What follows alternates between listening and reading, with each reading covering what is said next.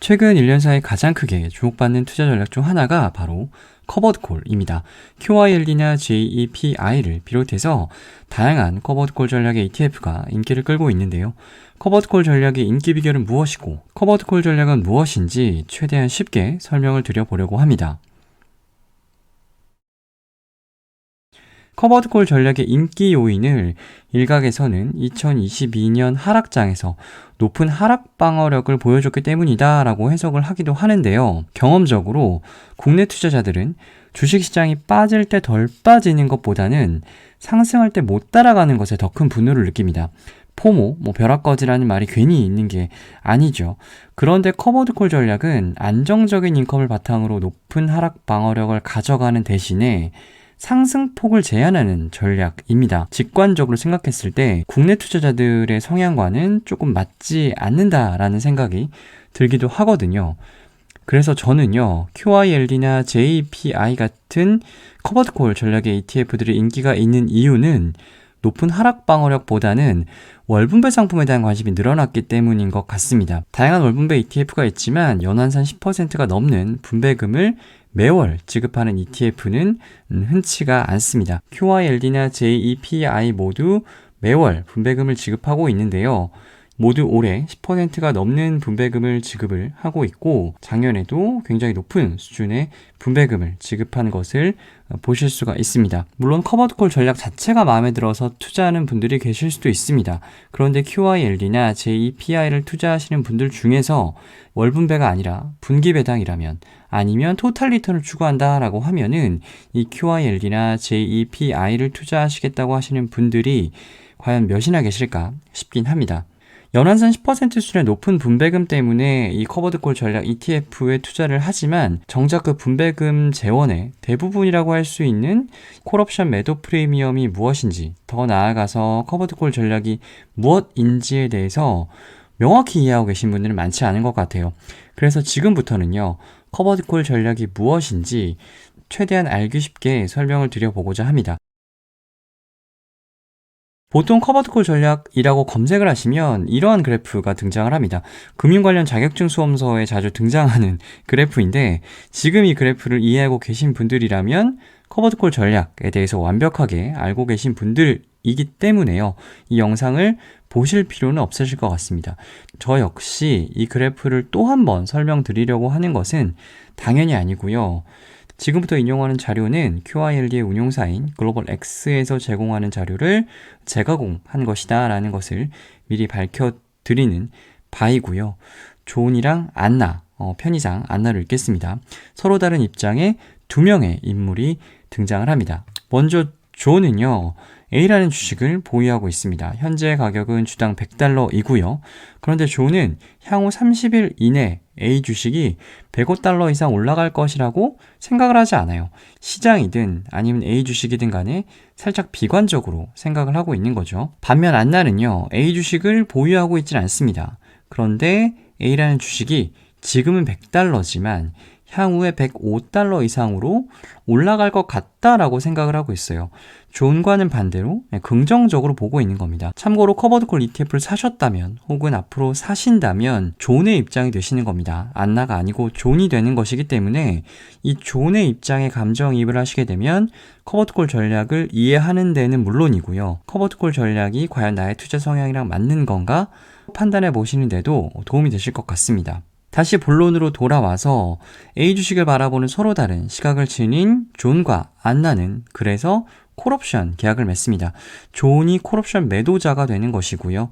안나는 콜옵션 매수자가 되는 건데요.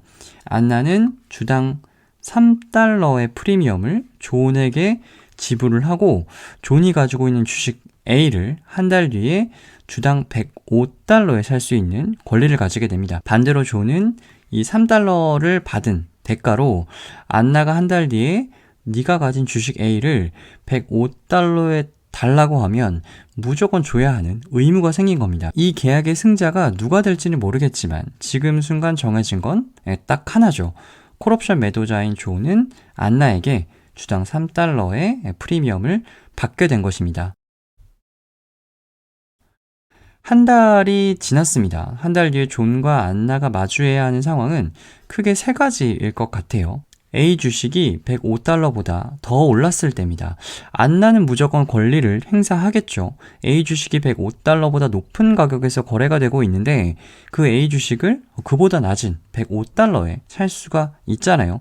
물론 A 주식을 105달러에 살 수 있는 권리를 살 때 지불한 프리미엄이 3달러이기 때문에 주가가 108달러 이상은 되어야 이 옵션을 행사할 때 기분이 좋겠지만 A 주가가 106달러 이상에서 거래가 되고 있다면 어쨌든 시장가보다는 싸게 사는 거니까 안나는 무조건 옵션을 행사를 하게 됩니다. 안나가 옵션을 행사를 하게 되면요. 존은 당연히 안나에게 105달러의 이 주식을 팔아야 하는 의무가 있죠. 본인이 가진 주식을 시장가 대비해서 싸게 팔아야 하는 상황이 썩 기분이 좋진 않을 수 있어요. 그래도 존은 A 주식이 시장가 108달러까지는 기분이 그렇게 나쁘진 않을 겁니다. 콜옵션 매도 프리미엄을 받았기 때문에 손익 측면에서 봤을 때는 108달러의 주식을 파는 것과 동일하다고 볼 수가 있습니다. 그래서 존 입장에서도 주가가 108달러까지는 올라간다고 하더라도 크게 손해를 보는 느낌은 아닐 거예요. 그런데 109달러, 110달러 혹은 그 이상 A 주식의 가격이 올라간다 라고 하면 결과적으로 3달러의 콜옵션 매도 프리미엄을 받은 것에 비해서는 너무나 큰 대가를 치른다고 느낄 수밖에 없을 거예요. 주식 A의 주가가 얼마까지 올라가든 간에 존이 얻은 수익은 행사가 그리고 콜옵션 매도 프리미엄 수준으로 제한이 되게 됩니다. 두 번째는 주식 A의 주가가 정확히 105달러일 경우입니다.